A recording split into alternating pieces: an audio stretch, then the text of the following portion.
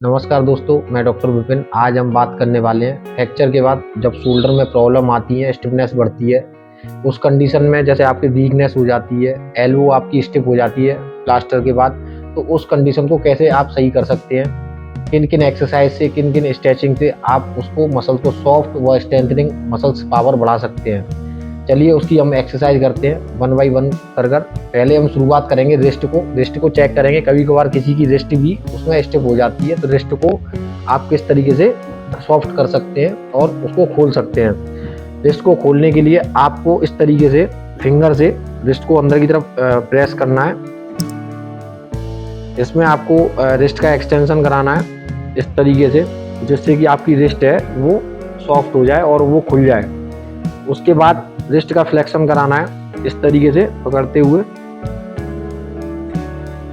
ये कम से कम 15 से 20 रेपिटेशन इस तरीके से 5-5 सेकंड रोक के आप करा सकते हैं। इसमें थोड़ा सा पेशेंट को पेन भी हो सकता है।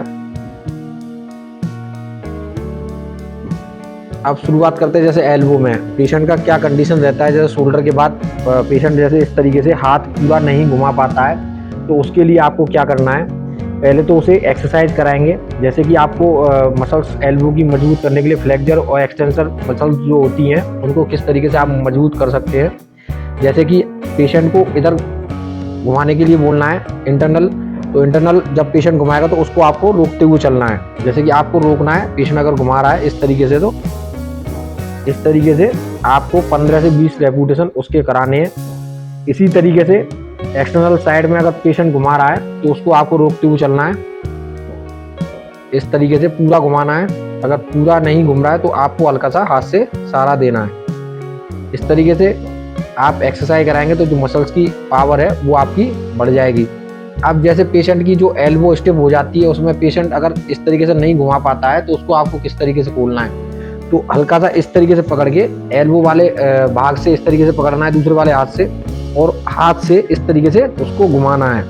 जहाँ तक जैसे पेशेंट का यहाँ तक घूम रहा है तो उससे 10% थोड़ा सा और लेके जाएं। इससे आपका जो मूवलाइजेशन है एल्बो का वो आपका सही तरीके से हो जाएगा और आपकी एल्बो सही तरीके से मूवमेंट करना स्टार्ट कर देगी, जिससे कि आपकी जो एल्बो का जैसे कि आपकी जो इस तरीके से नहीं घूम पाती तो वो आपकी घूमना स्टार्ट हो जाएगी।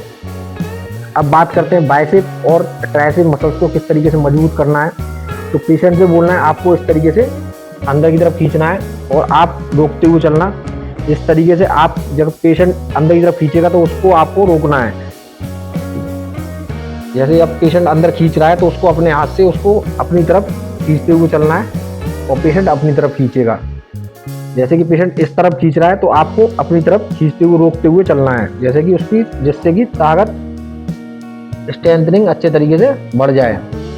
जैसे कि पेशेंट अंदर की तरफ खींच रहा है तो उसको 1 2 3 4 5 6 7 8 9 10 मतलब स्लो मोशन में आप पेशेंट जब खींचता है तो उसको 10 सेकंड बोलें, जिससे कि 10 सेकंड तक वो खींचता ही रहे, ना कि वो जल्दी तरीके से इस तरीके से खींचे। इसी तरीके से ट्राइसेप को मजबूत करने के लिए एक्सरसाइज कराएंगे। जैसे बाहर की तरफ अगर पेशेंट निकालेगा तो उसको हम रोकेंगे इस तरीके से। जब पेशेंट बाहर निकालता है तो उसको 10 सेकंड ही काउंट करते हुए 10 सेकंड तक उसको बाहर की तरफ निकालते हुए लेके जाना है। जैसे किसी की एल्बो अगर स्टिफ हो जाती है, शोल्डर फ्रैक्चर जब होता है तो उसमें एल्बो का जैसे प्लास्टर में इस तरीके से रखे रहने की वजह से एल्बो भी स्टिफ हो जाती है, तो उसको किस तरीके से खोल सकते हैं। एल्बो का पहले मूवलाइजेशन कराएंगे इस तरीके से। एल्बो को आगे पीछे इस तरीके से खींचेंगे और जब मूवलाइजेशन हो जाए तो हल्का सा मसल्स बाइसेप और ट्राइसेप को इस तरीके से थंब से हल्की हल्की निटिंग देंगे, जिससे कि मसल सॉफ्ट हो जाए। और उसके बाद हल्का हल्का हाथ को इस तरीके से आप घर पर खींच सकते हैं। हाथ को हल्का हल्का ही खींचना है, जिससे कि पेशेंट को दर्द ज़्यादा ना हो। शुरुआती दौर में ज़्यादा नहीं खींचना है, जिससे कि स्वेलिंग ज़्यादा बढ़ जाएगी तो आपका हाथ खींचने में खुलने में ज़्यादा टाइम लगेगा। इसी तरीके से अगर हाथ अंदर की तरफ जैसे बेंड नहीं होता है तो उसको किस तरीके से बेंड करना है, इसी तरीके से निटिंग देनी है और ट्राइसेप वाली मसल्स को इस तरीके से निटिंग देते हुए सॉफ्ट करना है। 5 मिनट तक निटिंग दें, उसके बाद सॉफ्ट हो जाए मसल्स, उसके बाद आप अंदर की तरफ इसको खींच सकते हैं। जितना जाए उतना ही आपको खींचना है, उससे 5% ही थोड़ा सा लेके जाएं, जिससे कि पेशेंट को ज़्यादा पेन ना हो। अब बात आती है शोल्डर की एक्सरसाइज के बारे में। शोल्डर के लिए आपको शोल्डर की सारी जो मसल्स हैं उनको सॉफ्ट करना है। इस तरीके से हिटिंग देते हुए उसको सॉफ्ट कर लें। कम से कम 2 से 3 मिनट इस तरीके से आप करते रहें, जिससे कि आपकी जो शोल्डर की जो मसल्स हैं वो सॉफ्ट हो जाएं और जो आपकी स्टिफनेस है वो कम हो जाए। उसके बाद हाथ को सीधा रखना है। अगर हाथ सीधा नहीं होता है किसी किसी पेशेंट को, तो इस तरीके से आप करा सकते हैं। अगर हाथ सीधा हो जाता है तो उसको इस तरीके से पेशेंट को पीछे को ले जाने के लिए शोल्डर को कहना है जितना पेशेंट का शोल्डर जा रहा है उतना लेके जाएं, और हल्का हल्का 20 से 25 बार आप मोबिलाइजेशन इस तरीके से करा सकते हैं। ये फ्लेक्शन एक्सटेंशन होता है शोल्डर का। ये इस तरीके से आप 15 से 20 बार या 20 से 25 बार आप रेपिटेशन कराएं। उसके बाद अबडक्शन एडक्शन कराना है। उसके बाद आपको अबडक्शन एडक्शन कराना है। हाथ को सीधा रखना है और इस तरीके से एल्बो और रिस्ट वाली जगह से इस तरीके से पकड़ते हुए हाथ को पीछे की तरफ मोबिलाइजेशन कराना है, जिससे कि शोल्डर का जो अबडक्शन एडक्शन है अच्छे तरीके से हो जाए। इस तरीके से आप 15 से 20 बार या 20 से 25 बार आप रेपिटेशन इस तरीके से करा सकते हैं। जहाँ तक शोल्डर जाता है, जैसे पीछे की तरफ अगर जा रहा है, उससे 5% ही खींचें, जिससे कि पेशेंट को पेन ना बढ़े। इस तरीके से आप एक्सरसाइज घर पे करा सकते हैं। अब बात करते हैं इंटरनल रोटेशन और एक्सटर्नल रोटेशन में। इंटरनल ये एक्सरसाइज होती है इस तरीके से। इसको किस तरीके से कराना है, एल्बो से इस तरीके पकड़ना है और एल्बो से बाहर की तरफ खींच के रखना है शोल्डर को, और एल्बो से हल्का हल्का रोटेशन कराना है। जितना पेशेंट का एल्बो जिस तरीके से जा रहा है, शोल्डर जा रहा है, उस तरीके से आप रोटेशन करा सकते हैं इंटरनल। इसको भी 15 से 20 बार रोटेशन करा सकते हैं। अब बात करेंगे एक्सटर्नल रोटेशन की।